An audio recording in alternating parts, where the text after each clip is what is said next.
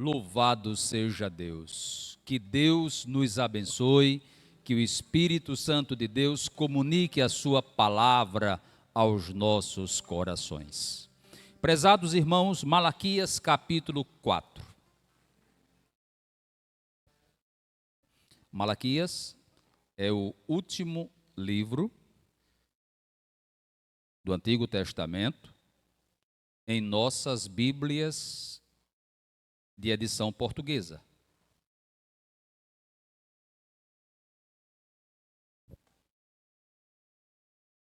É um livro pequeno, só tem 4 capítulos, porém tem mensagem de ontem para hoje e para amanhã. Nós tivemos a oportunidade de analisar esse livro em alguns domingos e hoje estamos nos encaminhando para a finalização. Talvez hoje ou talvez no próximo domingo, a depender do nosso tempo de exposição. E o texto bíblico nos diz assim: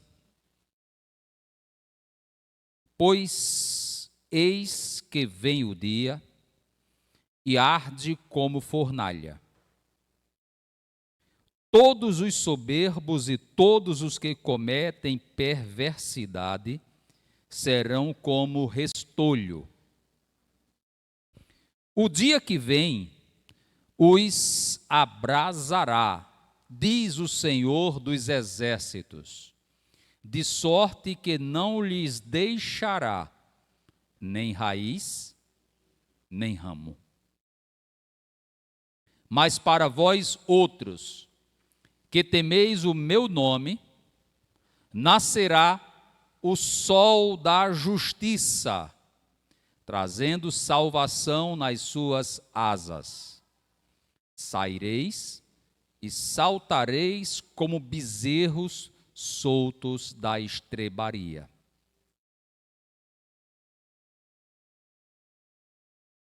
Pode prosseguir com a projeção.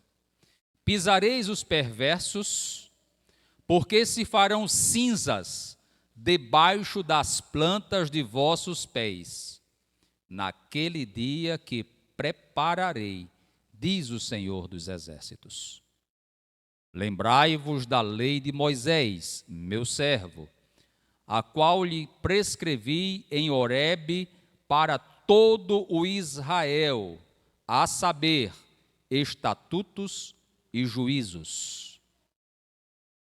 Eis que eu vos enviarei o profeta Elias, antes que venha o grande e terrível dia do Senhor. Ele converterá o coração dos pais aos filhos e o coração dos filhos a seus pais, para que eu não venha e fira a terra com maldição. Amém. Que Deus nos abençoe. Uma breve curiosidade. Daqui a pouco eu vou pregar em Malaquias capítulo 4. Mas me permitam uma breve curiosidade. Qual é a última palavra do Antigo Testamento? Maldição. Malaquias capítulo 4 e versículo 6. Agora vamos fazer um confronto. Qual é a última palavra do Novo Testamento? Projete aí, meu filho, também Apocalipse 22. A graça do Senhor Jesus seja com todos. Amém. A mensagem de maldição se transformou em mensagem de graça, com a revelação do nosso Senhor e Salvador Jesus Cristo. Nós somos salvos pela graça. Cristo é o único e suficiente Salvador. Cristo é o herdeiro de todas as coisas, é o autor e consumador da nossa fé. E por meio dele e unicamente por ele nós obtemos a vida eterna. Igreja, nós estamos falando sobre Malaquias.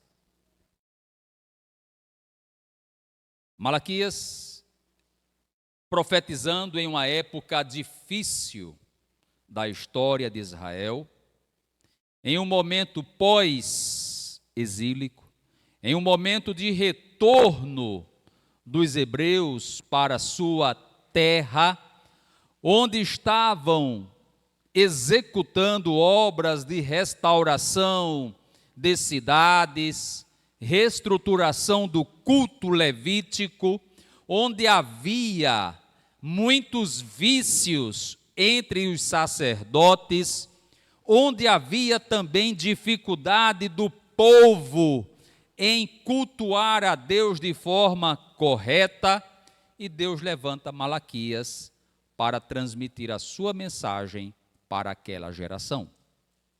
E essa mensagem não ficou adstrita, presa, restrita, única e exclusivamente àquele povo, mas essa mensagem é atemporal. O Malaquias que pregou 4 séculos antes de Cristo, foi usado por Deus para falar para os irmãos de Maceió no ano de 2025. Esse profeta já está recolhido na casa do Pai Eterno, descansando até o dia da ressurreição. Mas a palavra de Deus, transmitida por meio dele, inspirada pelo Espírito Santo, fala aos nossos corações ainda hoje. E neste capítulo 4, que fecha o capítulo, que fecha a mensagem profética de Malaquias, nós vamos encontrar grandes e impressionantes mensagens de Deus para as nossas vidas. Nós precisamos dividir esse capítulo em 2 partes. Do versículo 1 até o versículo 3, nós encontramos uma mensagem de juízo, uma mensagem dupla. Há uma mensagem de condenação e há uma mensagem de salvação. E nós vamos iniciar a exposição desse texto pensando primariamente nesses 3 primeiros versículos. 4, 5 e 6, talvez fiquem para domingo próximo. Mas para que nós entendamos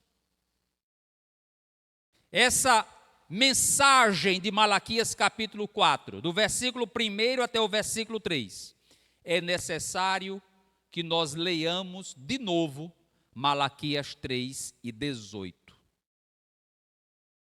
O último versículo do capítulo 3. O versículo que antecede Malaquias 4, versículo 1. Coloque aí, meu filho, por gentileza. Como é que termina o capítulo 3 de Malaquias? Vamos ler juntos? Então, vereis outra vez a diferença entre o justo e o perverso, entre o que serve a Deus e o que não serve. Os irmãos percebem que Malaquias está falando de 2 grupos de pessoas, justo e perverso. Os que servem a Deus e os que não o servem. 2 grupos de pessoas. E ele diz assim: vocês vão ver a diferença. Jesus também falou nesses 2 grupos de pessoas. Lembram? Cristo disse que quando o Filho do Homem vier na sua glória e se assentar no seu trono, separará Lá em Mateus capítulo 25, ele usa expressões figuradas. De um lado, ovelhas, do outro lado, bodes. Malaquias está falando de dois grupos de pessoas. Cristo falou de dois grupos de pessoas.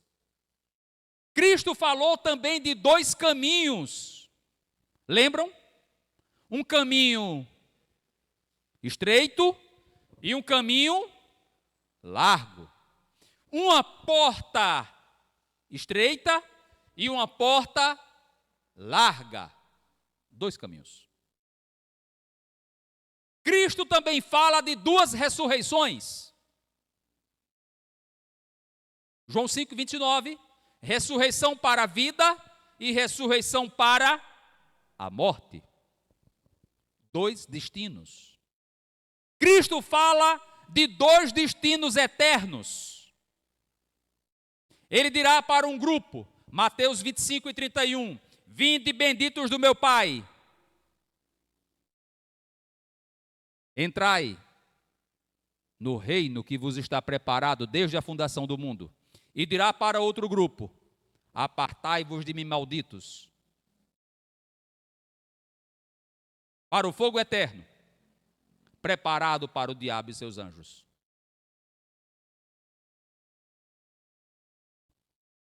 Dois grupos de pessoas,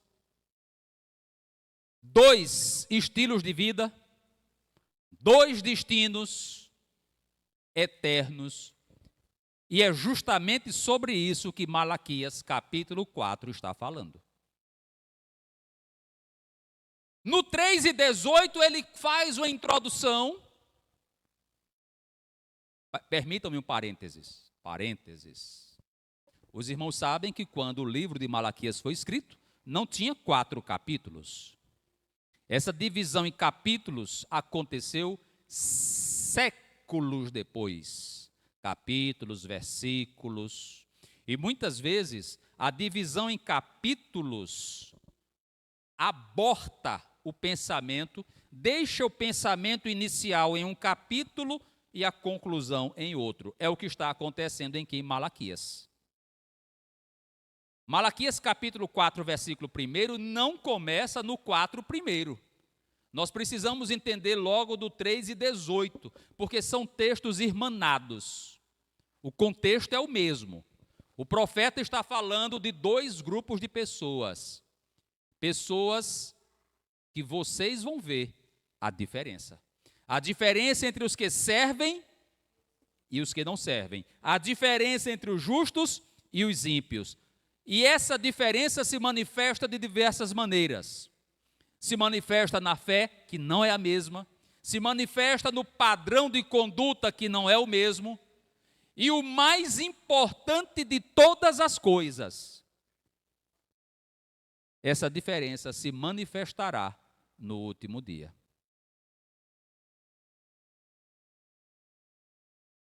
Porque os destinos eternos serão irreconciliáveis. Um vai para o norte, o outro vai para o sul. E jamais se encontrarão. Nós não somos universalistas. Sabe o que significa universalista? Ou universalismo? Universalismo é uma teoria defendida por alguns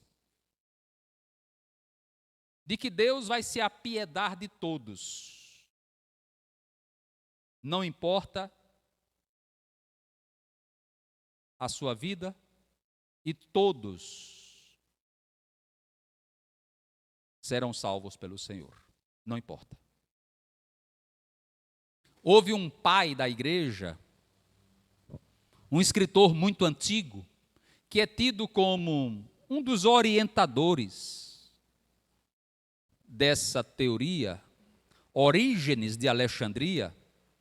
Orígenes chegou a supor, a pressupor, a até admitir, muito embora ele não tivesse ensinado isso diretamente, mas deixava assim nas entrelinhas, que nos últimos dias ou no último dia, até Satanás seria salvo.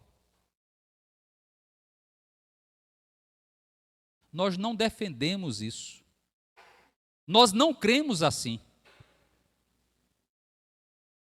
Nós não desejamos a morte nem a perdição de qualquer pessoa. Eu desejo a minha salvação. Eu quero ir para o céu. E sentir-me-ei feliz e abençoado pelo Senhor, quando o meu nome for chamado e eu tiver a oportunidade dada pela graça de Deus e não pelos meus merecimentos, de ver o Filho de Deus, de andar nas ruas de ouro e cristal. Eu não mereço isso não, viu? Mas é o que eu desejo. E de vez em quando os irmãos sabem que eu digo aqui, ora vem, Senhor Jesus. Era tão bom que Jesus voltasse hoje. Nessa noite de chuva, a gente não precisava nem voltar para casa. Daqui mesmo a gente iria ser tomado pelo poder de Deus, transformado corporalmente e arrebatado ao encontro do Senhor nos ares. Seria maravilhoso. Mas nós não sabemos quando isso acontecerá. Não sabemos quando, mas fique preparado, porque isso vai acontecer. E Malaquias está falando disso, de dois grupos. Pastor, e como é que Malaquias está falando disso? Vamos ler o texto de novo? Observe.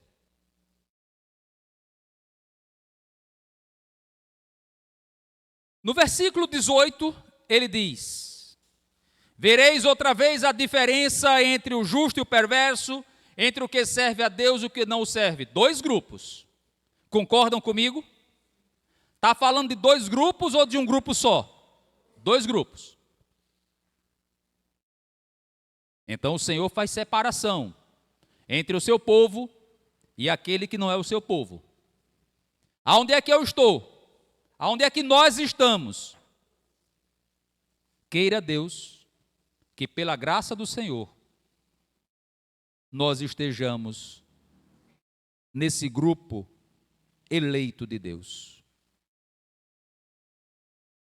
E eu digo assim, irmãos, desta forma, queira Deus, porque infelizmente,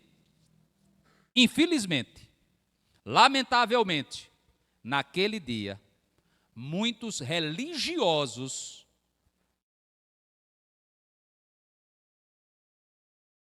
vão ficar para trás. Lembram que Jesus falou sobre isso?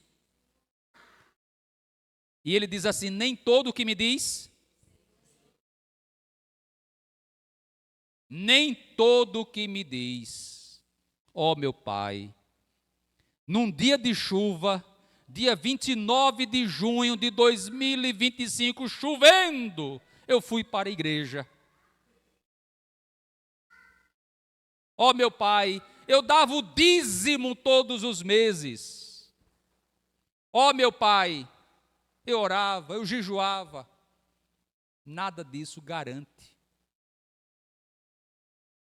Infelizmente, naquele dia, muitos ficarão para trás. Aí começa Malaquias 4, versículo 1, quando nos alerta da seguinte forma.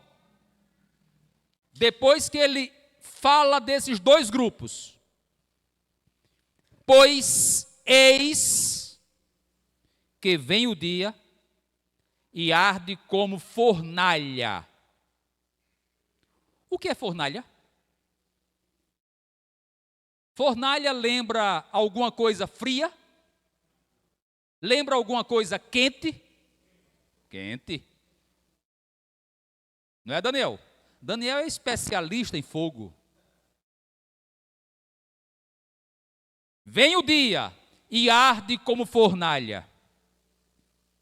Todos os soberbos e todos os que cometem perversidade serão como restolho. O que é restolho? Palha. O que é que o fogo faz com palha? Hã? Queima ou preserva? Queima. O fogo queima a palha. O dia que vem os abrasará. O que significa abrasar? Hã? Fala de brasa. Esquentará, queimará. Diz o Senhor dos Exércitos, de sorte que não lhes deixará nem raiz, nem ramo. O que significa essa expressão? Nem raiz, nem ramo? Vai queimar tudo. A ideia aqui é de uma árvore pegando fogo, não sobrou foi nada. A soberba e a perversidade comparada aqui com palha, fogo que consome a palha. Está falando de um grupo. Agora veja o versículo 2, o outro grupo. Mas para vós, que temeis o meu nome, nascerá o sol da justiça. Quem é o sol da justiça? Jesus Cristo. Apocalipse 22:16 diz que ele é a resplandecente estrela da manhã. Falaremos sobre isso daqui a pouco. Nascerá o sol da justiça, trazendo salvação. Já não é destruição, já não é fogo, já não é palha, mas trazendo salvação nas suas asas. Saireis e saltareis como bezerros soltos da estrebaria. Que figura de linguagem é essa? Um bezerro solto. Isso mostra que tipo de sentimento? Felicidade, alegria. Não é arrependimento, não é remorso, não é tristeza, mas você vai pular de alegria desta forma. Aí vem o versículo 3, a vitória final do povo de Deus, a vitória final da igreja. O que diz o versículo 3? Pisareis os perversos. Quem é o principal perverso? Satanás. Falarei sobre ele daqui a pouco. Pisareis os perversos, porque se farão cinzas debaixo das plantas de vossos pés, naquele dia que prepararei, diz o Senhor dos Exércitos. Essa é a vitória final da igreja, a vitória final do povo de Deus. Amém? Os irmãos entenderam que esses 3 versículos são proféticos sobre o fim de todas as coisas? Malaquias começa falando sobre a diferença que há entre o povo de Deus e aquele que não é povo de Deus, e depois projeta,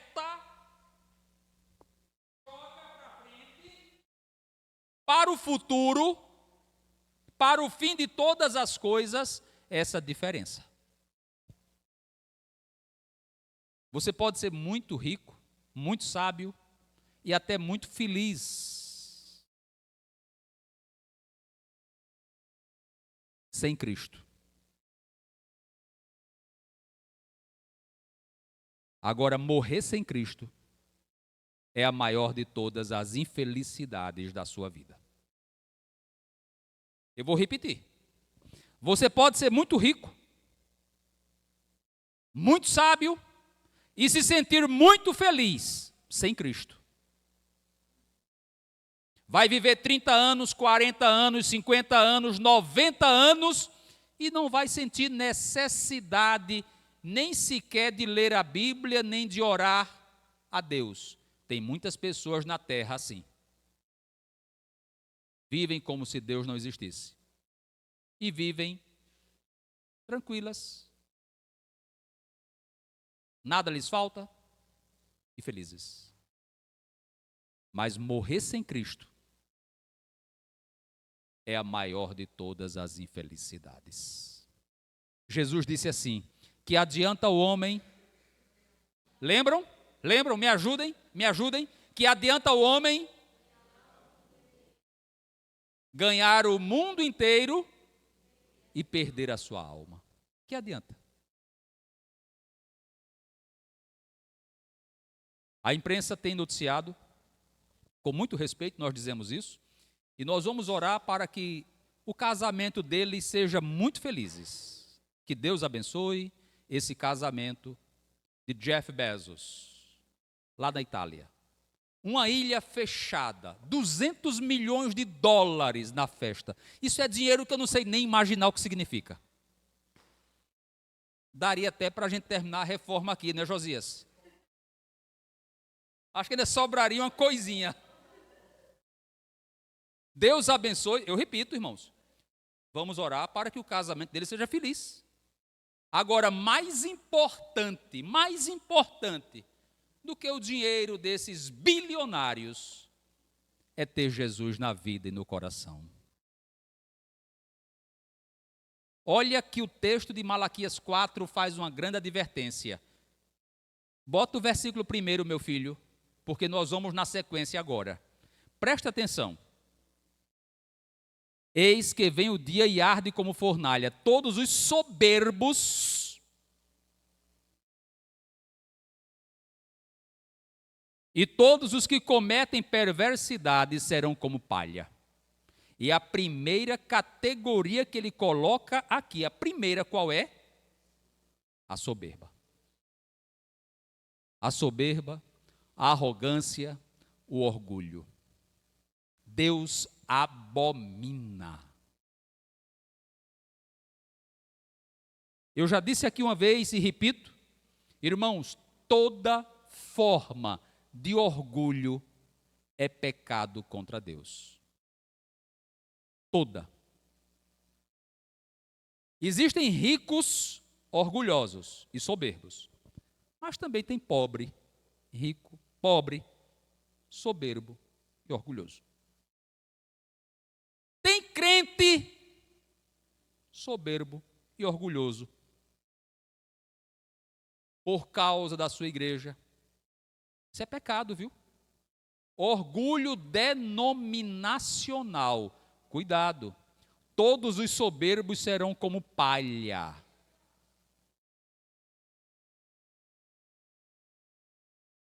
Eu tenho muito orgulho da minha igreja. Não diga isso não. Você vai dizer assim: eu dou graças a Deus pela minha igreja. Eu tenho muito orgulho dos meus filhos. Não diga isso não. Você vai dizer assim: eu dou graças a Deus pelos meus filhos. Orgulho, soberba, arrogância é um desafio contra Deus. Eu sou. Não, eu não sou. Quem é Ele. O grande eu sou é Ele. Tudo que eu tenho, tudo que eu faço, tudo, absolutamente tudo, depende dEle. Jesus não disse isso? Sem mim, como foi? Sem mim, nada podeis fazer. Sabe por que você canta bem, meu irmão? Porque Deus lhe dá essa condição. Amém.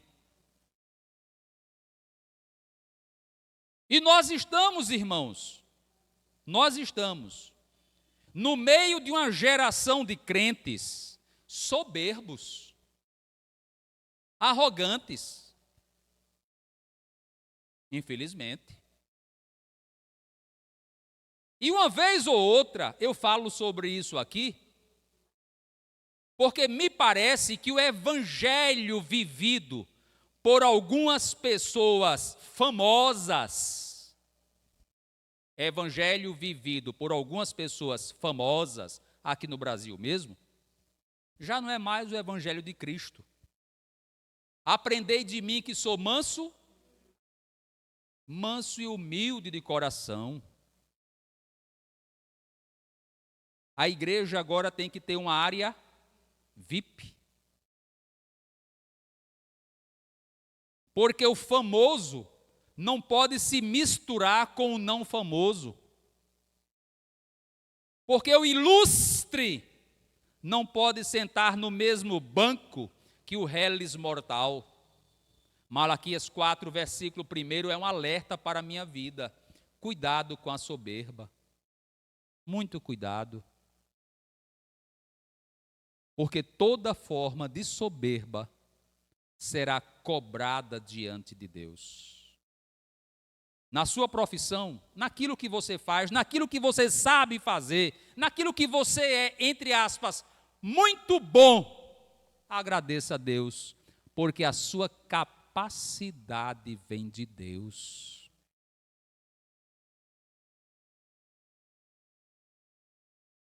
Teve um cirurgião, um neurocirurgião, há um tempo atrás, não vou dizer onde foi. Uma mãe estava desesperada dentro do hospital, porque o filho tinha sofrido um AVC ou outro traumatismo, e precisava de uma cirurgia de emergência. E a mãe desesperada, na conversa com aquele médico, pouco tempo antes de entrar na sala de cirurgia, disse: doutor, pelo amor de Deus, salve a vida do meu filho. O médico, na sua arrogância, na sua soberba, olhou para aquela mãe aflita, chorosa, e disse: a senhora escolha quem vai salvar seu filho, eu ou Deus.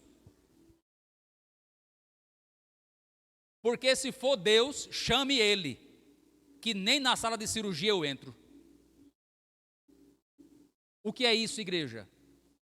Soberba. O que é isso? Arrogância. O que é isso? É o homem sentir que não precisa do Todo-Poderoso. Isso me faz lembrar lá da história bíblica contada no livro de Daniel. Vocês vão lembrar disso. Eu conheço um homem, não vou dizer o nome dele não, vocês vão me ajudar. Eu conheço um homem que um certo dia acordou com mania de grandeza.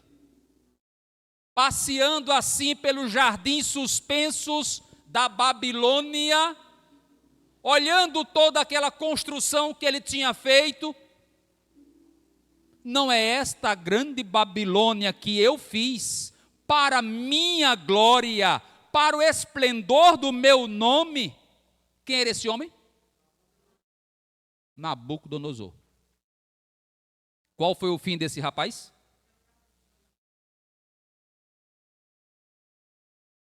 Na mesma hora, uma voz foi ouvida do céu. Licantropia, o fenômeno que lhe atingiu. 7 anos, perdendo a forma e o gosto humano, até reconhecer, diz o texto, que o céu reina. Importa, como disse João Batista em João capítulo 3, versículo 30, importa que ele cresça e que eu diminua. Bem-aventurados, disse Jesus, os humildes de espírito, porque eles serão chamados filhos de Deus. Seja diante de Deus humilde e reconhecedor que tudo que você tem ou tudo que você faz depende dele. Malaquias 4, versículo 1, projete aí, meu filho. Está chegando o dia em que todos os soberbos serão abrasados e tidos como palha. Toda a soberba do mundo. E o texto diz, não apenas os soberbos, mas também todos os que cometem perversidade. A maldade cresce em nosso Brasil. E é impressionante. Meninos pequenos matando pai, matando mãe, matando irmão, e dizendo para o delegado, faria tudo de novo. É impressionante. Filha junto com o namorado, matando pai e mãe dormindo. Alguns anos de cadeia, hoje em liberdade. Vocês sabem de quem eu estou falando. A perversidade cresce. É impressionante. Adolescentes entrando cada vez mais cedo no mundo do crime, executando criminalidade desenfreada. Cidadão que passou no trânsito, levou uma, como é que chama? Fechada? É assim que fala? Uma fechada. E atira no outro carro e mata um bebezinho de 1 mês de idade. Aconteceu essa semana. Foi preso e disse, não, mas eu não queria matar, não. Eu só queria dar um susto. A perversidade crescente e crescendo. Está chegando o dia em que toda perversidade será queimada como palha. E aqui eu aproveito para dar um conselho aos meus irmãos. Não permitam que a ira domine o seu dia. Não permita que a ira controle suas emoções. Não permita que a ira domine a sua conduta, a sua ação. Em algum momento, sentiu-se desafiado com o problema, em algum momento a carne quer reinar, clame o sangue de Cristo na sua vida. Não vale a pena bancar o machão. Você é crente em Jesus Cristo. É melhor voltar para casa em paz, clamando o sangue de Cristo. Aqueles que honram o nome do Senhor. O versículo 2 diz que o caminho será outro. É melhor deixar o Espírito Santo de Deus controlar a nossa vida e a nossa conduta. Até porque o fruto do Espírito Santo está escrito em Gálatas capítulo 5, versículo 22. Qual é a última figura do fruto do Espírito Santo? Lembram de cabeça? O fruto do Espírito Santo é amor, alegria, paz, longanimidade, benignidade, bondade, fé, mansidão e domínio próprio. Um crente cheio do Espírito Santo não é um crente perverso. É um crente que terá controle de Deus na sua vida para escapar dessas ciladas em nome de Jesus. O texto diz, esse dia os abrasará.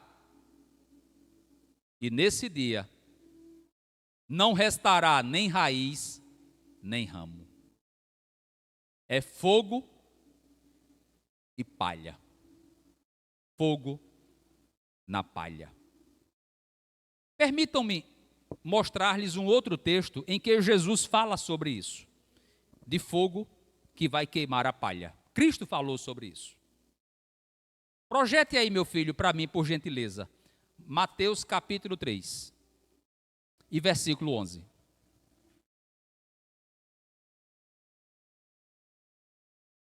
Veja o que diz o texto. É João Batista falando. Eu vos batizo com água para arrependimento, mas aquele que vem depois de mim é mais poderoso do que eu, cujas sandálias não sou digno de levar. Ele vos batizará com o Espírito Santo e com fogo. Agora veja o 12. A sua pá ele a tem na mão, e limpará completamente a sua eira. Recolherá o seu trigo no celeiro, mas queimará a palha em fogo que nunca se apagará, fogo inextinguível, fogo e palha. Malaquias capítulo 4, versículo 1, fala do fogo que vai devorar essa palha, da soberba e da perversidade. João Batista está falando de Cristo como o homem que vai executar esse juízo sobre pecadores. Esse é o primeiro grupo. Agora veja Malaquias 4, versículo 2, que trata do segundo grupo.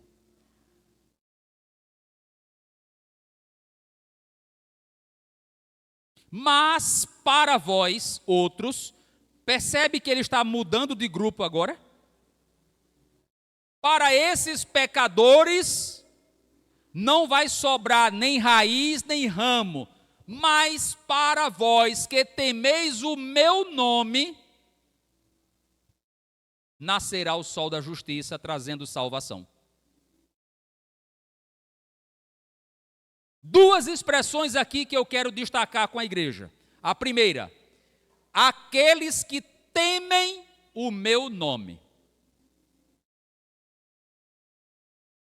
Respeitar o nome do Senhor é um tema muito forte no livro de Malaquias. Malaquias insistiu muito nesse tema. Vou mostrar isso para os irmãos.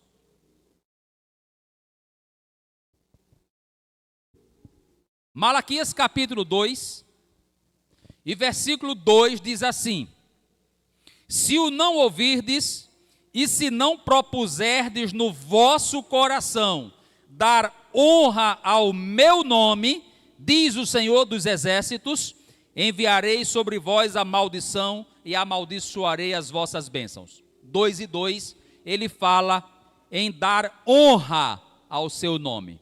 2, versículo 5. Minha aliança com ele foi de vida e de paz. Ambas lhe dei eu para que me temesse. Com efeito, ele me temeu e tremeu por causa do meu nome. O nome de Deus faz com que nós tenhamos reverência e até temor e tremor diante da sua pessoa. Por fim, no capítulo 3 e versículo 16, os irmãos veem como esse tema volta de novo em Malaquias. Então, os que temiam ao Senhor falavam uns aos outros, o Senhor atentava e ouvia. Havia um memorial escrito diante dele para os que temem ao Senhor e para os que se lembram do seu nome. Memorial. O que é um memorial? A linguagem aqui é metafórica, é figurada. É como se tivesse lá no céu alguém escrevendo a minha vida, a vida de Sâmia, a vida de Josias, o dia a dia de Arley, um memorial diante dele. A linguagem aqui é figurada. Deus não precisa de um papel e um caderno, porque ele é onisciente. Mas a linguagem aqui é nesse sentido, que nada do que nós fazemos, nada será esquecido pelo Senhor. Malaquias insiste nesse tema. E para os que temem o meu nome, tem um memorial escrito diante de Deus. É por isso que nós dizemos assim, quando o irmão traz um copinho de água aqui para o pastor, Mateus 10 e 42 para a sua vida. Por que Mateus 10 e 42 para a sua vida? Porque Jesus disse lá em Mateus 10 e 42, que até um copo de água fria, um copo. O que é um copo? Que você der a uma pessoa, será lembrado diante de Deus. Tudo. Deus não se esquece da sua obra nesta terra. Deus está olhando a tua vida e a minha vida. Aí Malaquias 4 e 2 diz, para os que temem o meu nome, para os que honram o meu nome, nascerá o sol da justiça. Honrar o nome de Deus honrar o nome do Senhor. Você é cristão. Cristão. Põe aí o 4, versículo 2. Você é cristão. Cristão é o seguidor de Cristo. A mim me interessa esse nome, apenas esse nome.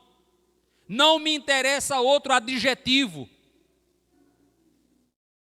Diz o texto: para vós outros que temeis o meu nome, o nome dele. Reverencie o nome dele. Preserve o nome dele na sua vida. Você é filho do seu pai. Não envergonhe o nome do seu pai. Não deixe que o nome do seu pai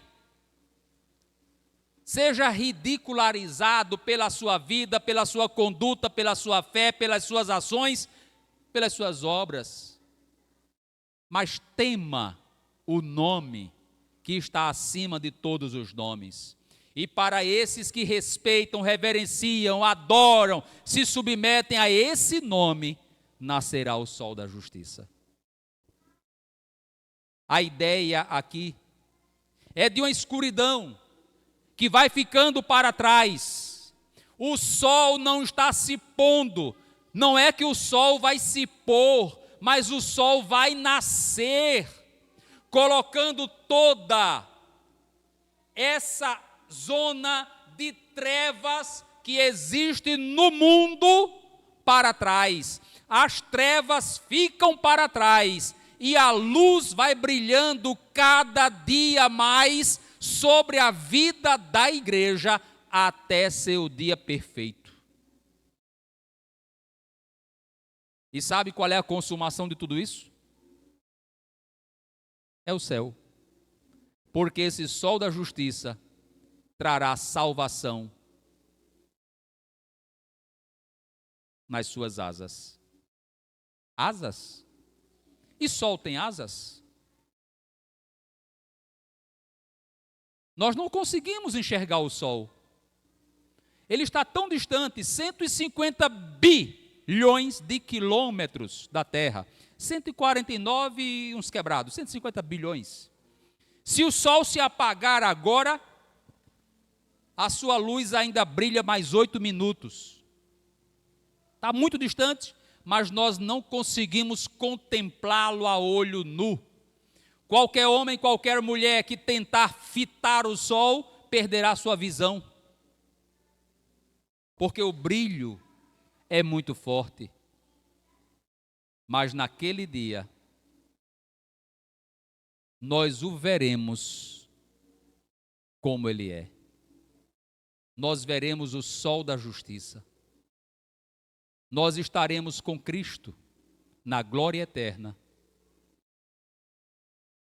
E nós contemplaremos o Filho de Deus na sua glória. E ele dirá: vinde, benditos do meu Pai. Ele trará salvação nas suas asas. A ideia de asas remete a que pensamento? Quando eu penso em asas, eu lembro do que, igreja? Me ajude a entender o texto, me ajude a pregar o texto. Asas. Voar. Asas para voar. O sol da justiça trará salvação nas suas asas. Isso vai acontecer porque Cristo disse em Mateus 24 e 31. Abra sua Bíblia comigo, projeta aí para mim, meu filho. Mateus 24 e 31. São as asas do sol da justiça.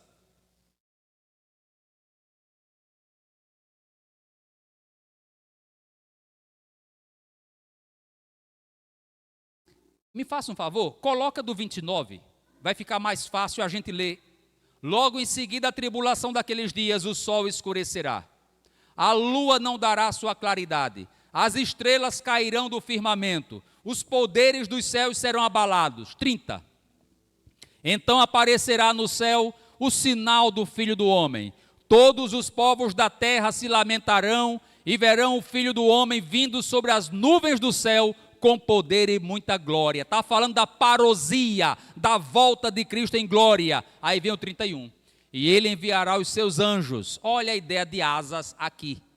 Ele enviará os seus anjos com grande clangor de trombeta, os quais reunirão os seus escolhidos dos quatro ventos, de uma a outra extremidade dos céus. Os anjos de Deus passarão por Maceió, os anjos de Deus passarão pelo Benedito Bentes e levarão para o encontro do Senhor os salvos na presença de Deus. Para vós outros que temeis o meu nome, nascerá o sol da justiça. Jesus disse isso, ele mesmo disse isso. Apocalipse capítulo 22, versículo 16. Eu sou a resplandecente estrela da manhã. É aquela que dissipa todas as trevas. É o sol que dissipa a noite. Agora volte lá, meu filho, Malaquias capítulo 4. Por gentileza.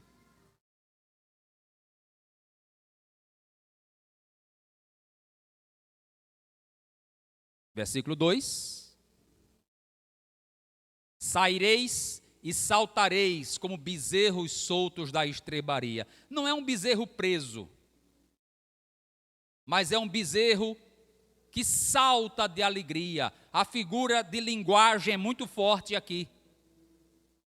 Isso mostra que aqueles que serão levados pelo Senhor para a glória eterna viverão a vida de alegria permanente.